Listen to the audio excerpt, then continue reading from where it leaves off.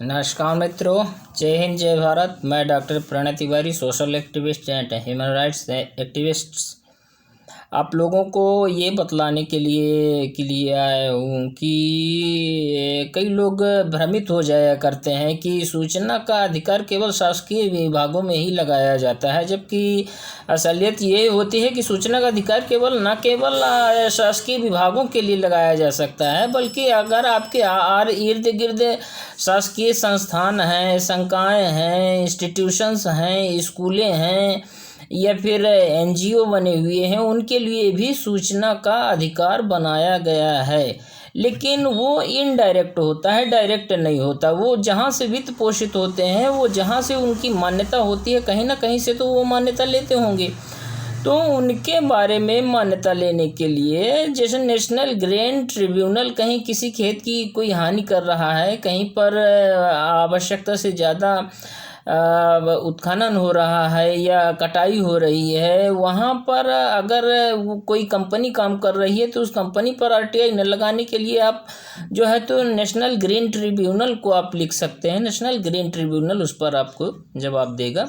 इसी प्रकार से शासकीय स्कूल होते हैं, यदि आप उसकी फीस से परेशान हैं, उसके ड्रेस से परेशान हैं, उसके बैलाज से परेशान हैं, तो आप इर्द गिर्द जो अशासकीय संस्थाएं हैं, जो प्राइवेट संस्थान हैं, उनके बारे में भी, प्राइवेट संस्थान के बारे में भी आप जानकारियां ले सकते हैं। उसके लिए बनाई गई है धारा 2G और 2F।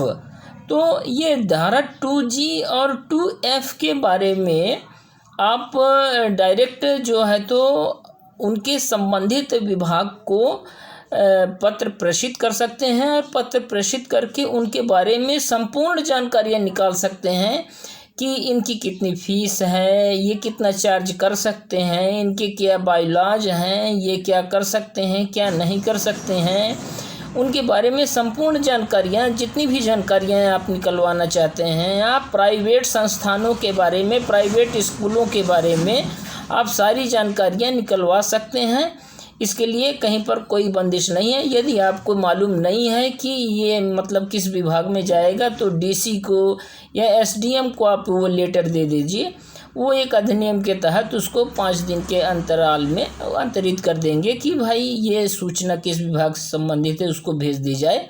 वहाँ से जो है वो अंतरित होकर के चली जाएगी और उसके बाद में सूचना के अधिकार की पूर्ण जानकारी आपको प्राप्त हो जाएगी, चाहे वो स्कूल की हो, संस्थान की हो, निकाय की हो, क्रेशर की हो, चाहे नेशनल ग्रीन ट्रिब्यूनल से संबंधित हो, चाहे आपके आसपास चल रहे छिटपुट फैक्ट्रियों की हो, किसी की भी हो। इसी के लिए आज तक के लिए इतना ही। जय हिंद जय भारत।